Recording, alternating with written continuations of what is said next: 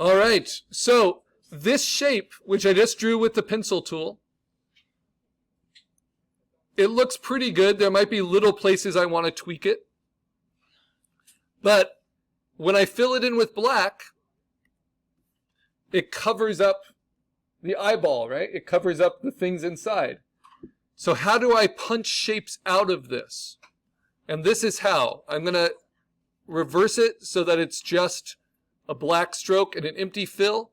And then I'm going to make new shapes. And for this, because they're perfect circles, I'm just going to use the ellipse tool. And I'm going to hold down Shift and just make those perfect circles. I can use my arrow keys or the large selection tool to just kind of move them around. Then I'm going to make another one. But instead of letting them, well, I'll get to it. Let's make this one. Hold down Shift so it's a perfect circle. Use my arrow keys. What's funny is because I'm on this rotation, my arrow keys don't correspond exactly with what I want, but it makes sense. And then I'm going to do it again. Hold down Shift. Perfect circle. Use my arrow keys.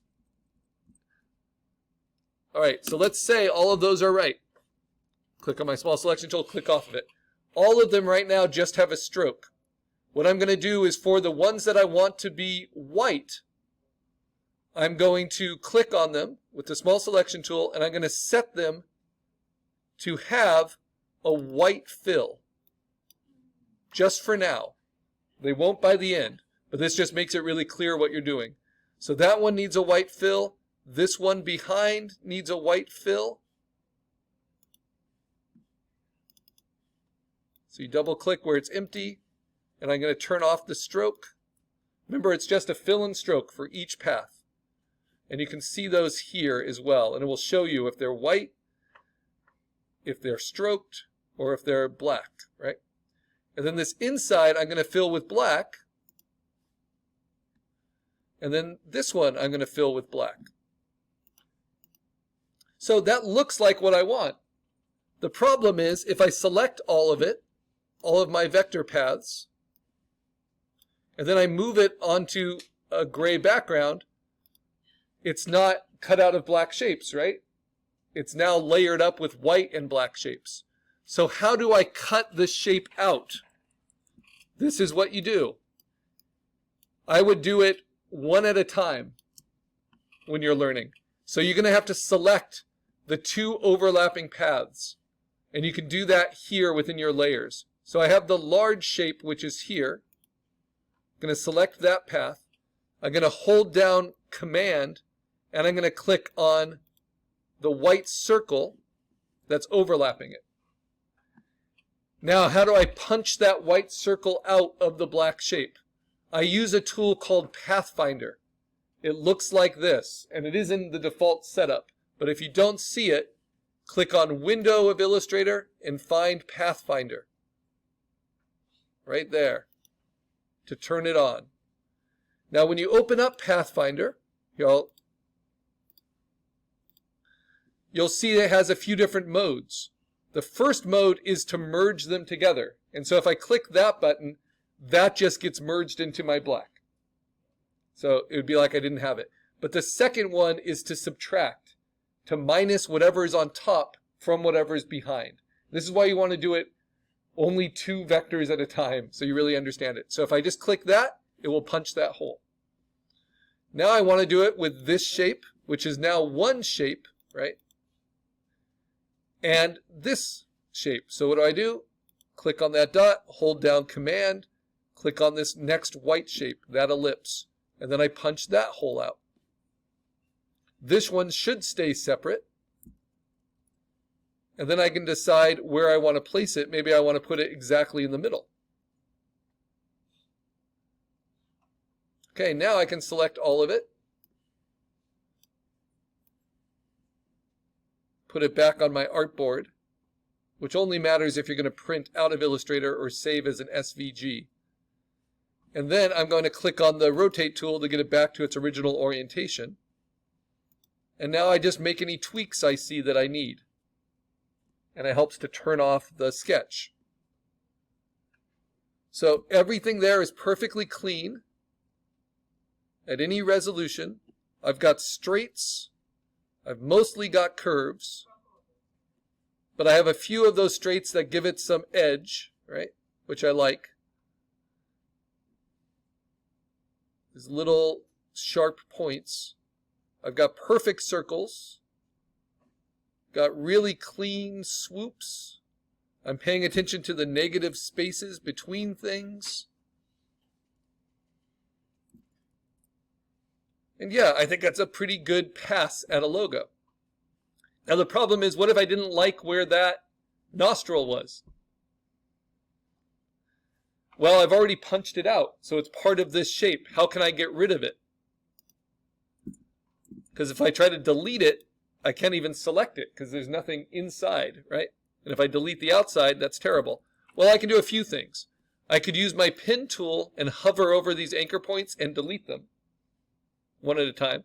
Or I can actually use this other tool, which we're going to use a lot when we're doing digital inking, which is the blob brush tool. I never want you to use the paintbrush because the paintbrush requires a stroke and that does not help for logos. But the blob brush tool is my second favorite tool in Illustrator. So what the blob brush tool does is a lot like the pencil tool. You can double click and get settings, and you can set it to be smooth or accurate. But even better with a tablet, it's made to be used with a tablet, you can set its size just like you can a brush in Photoshop. But you can set it to be based on pressure. But you have to also set the variation for it in order for it to be based on pressure. And that's really all I need to do. So now, if I use it, I'm doing a black fill.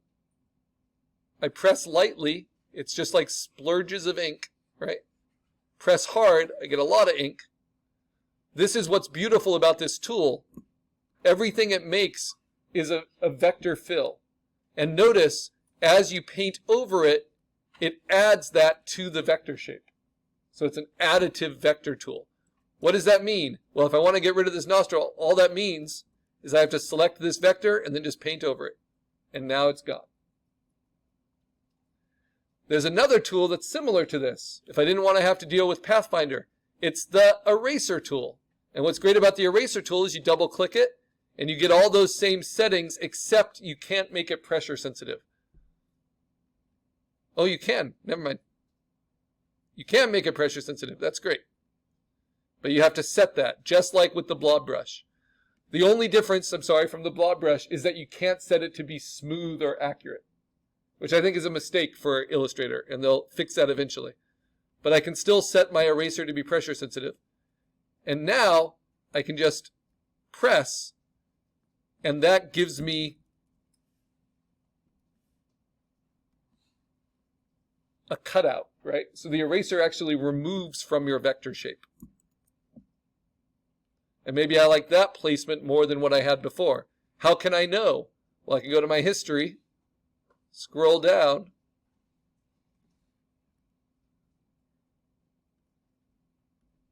let's see, I was there and then there. Nope. So between there and there, which one do you guys like? That or that? Or neither?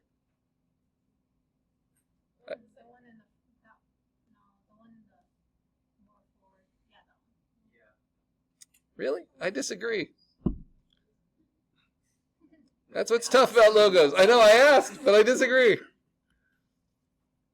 So I think none of the above. So I'm going to use a blob brush, get rid of it, use the eraser, place it somewhere else.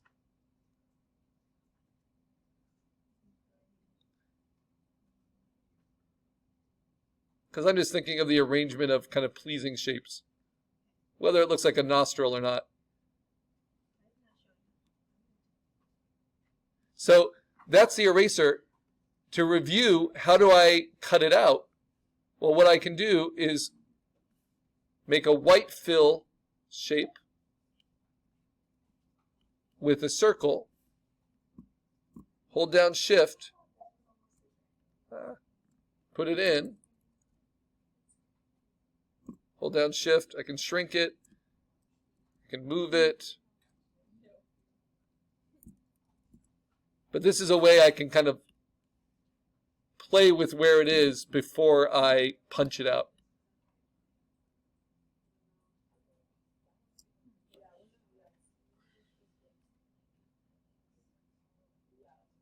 So I got to think how it works smaller too. So I think I need something in between these two sizes. So I'm just going to shrink it down a little bit more. And this is how refining a logo kind of works, and why the average cost for a corporate logo in the United States of America is $100,000. Not because they're so hard to make individually, but because you go through so many rounds of revisions, right? And so a usual first meeting for a logo design is with 100 versions. And then those get narrowed down to their like top 10. And then you do 50 versions based on those 10. And on and on and on. So it's all these like little refinements. And nostril size would be a big one if this was in the running. And I've been on committees selecting logos that can be 9 months long, you know. So if you're into identity design and branding at that level, you're staring at the same things for a long time. That's why some logos can get to look pretty weird. All right, so I'm happy with that. So now I just need to do that punch out, because if I don't do that punch out, I'm not meeting all the requirements, because it needs to be a black shape logo, not a black and white shape logo. So how do I punch it out? Just a reminder, that's what this video is about. I select the white shape that's in front, and I select, using Command, the shape that it's getting punched out of. You'll see they're both highlighted. And then I use the Pathfinder tool, which is right here, and I'm going to use that second option, which is to minus the front from the back. All right. Now my logo, my black logo is finished. I'm going to select it all, move it onto the artboard, and I'm going to save it first as an AI file. Make sure I know where it is. It's in my assignment 4 folder.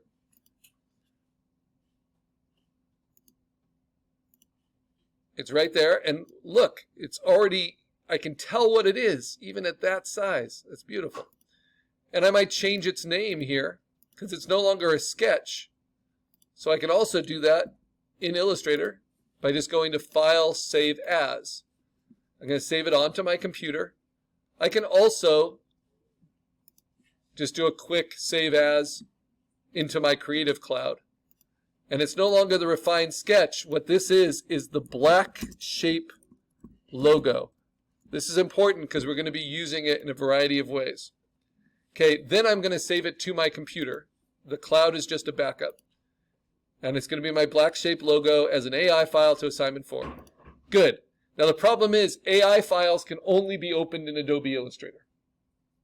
So they're useless anywhere else. So now I need to save it as what's called a transferable vector file. So save as, and this time to my computer, I'm going to change the format to what is the most standard vector format, which is SVG, Scalable Vector Graphic. Now a scalable vector graphic, the artboard matters for this. So if I click it and save it as that, just use all the defaults. And then I go to my folder and I see that SVG and I open it. This will only open also with Illustrator. Preview used to open them, but Mac has changed that because Preview can mess up vectors. So if I open this, if I double click, it will open in Illustrator, right, as an SVG. But SVGs can be tricky to use in Photoshop because they're a standard. So Adobe has its own transferable vector format that works perfectly between Illustrator and Photoshop. And so that one is going to be save as onto your computer, and it's going to be an EPS file, an Illustrator EPS file. This is my favorite type of vector file.